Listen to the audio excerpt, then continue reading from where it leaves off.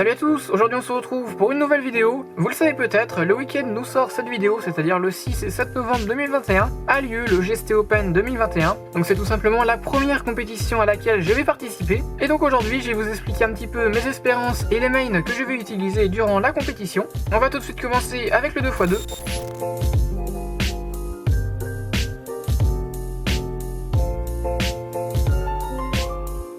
Alors au niveau du 2x2, j'utilise le Dian Technium V2M, donc c'est un très bon cube malgré qu'il soit un peu petit, hein, il fait 49 mm de côté, donc c'est pas très pratique quand on a des gros doigts. Et donc à cet event, je suis à peu près sub 6, c'est-à-dire que ma moyenne est de 5 quelque chose, et avec le stress, je pense que je vais plutôt être sub 7. Je vais quand même éviter de faire des temps au-dessus de 7 secondes, parce que là ça commence vraiment à être nul. Et avec ce niveau, je pense pas pouvoir passer au second tour, hein, parce qu'il sélectionne que 15 personnes, et sachant que les 15 premières personnes sont vraiment très fortes, il y a presque aucune chance que je sois sélectionné. Alors au niveau du 3x3, j'utilise le GAN 356M que j'ai bientôt depuis 1 an et demi. C'est vraiment un très bon cube et il tient vraiment beaucoup dans le temps, hein, parce que 1 an et demi avec le même cube c'est quand même assez long. Mon niveau au 3x3 c'est à peu près sub 18, mais sachant qu'il va avoir le stress, je pense plutôt que je vais être sub 19.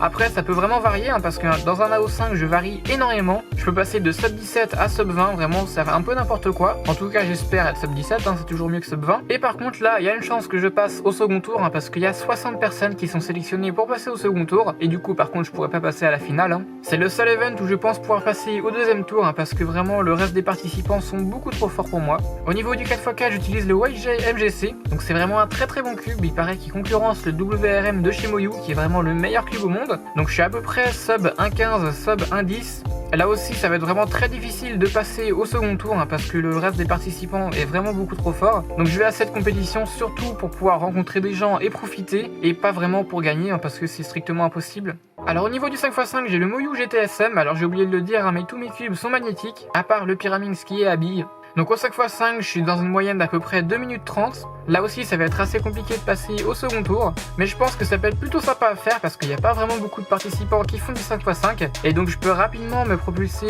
dans le top 200 français peut-être, parce qu'il y a vraiment pas mal de gens qui évitent de faire le 5x5 parce que c'est quand même considéré comme un big cube. Alors au niveau du Megaminx, j'utilise le YJ Wufu V2M, donc c'est vraiment un très bon Megaminx, il est recommandé par beaucoup de monde et surtout il tient bien là avec ses petits regrips ici.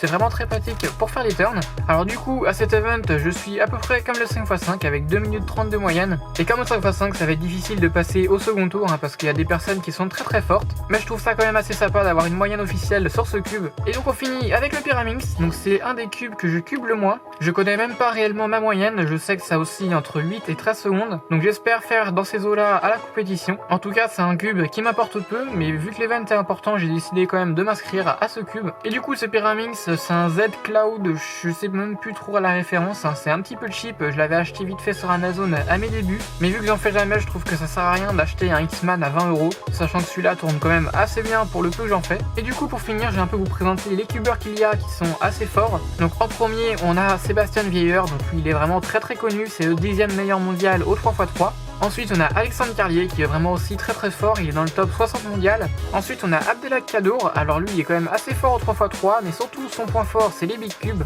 Alors bien sûr je vais vlogger cette compétition, je vais me filmer à mes solves et aussi filmer un petit peu l'ambiance de la compétition. Et du coup cette vidéo touche à sa fin, j'espère qu'elle vous aura plu malgré que ça soit un petit peu que du blabla. Si c'est le cas, comme d'habitude n'oubliez pas de mettre un like, un commentaire si vous avez quelque chose à me dire, et puis si c'est pas encore fait, de vous abonner. Allez salut!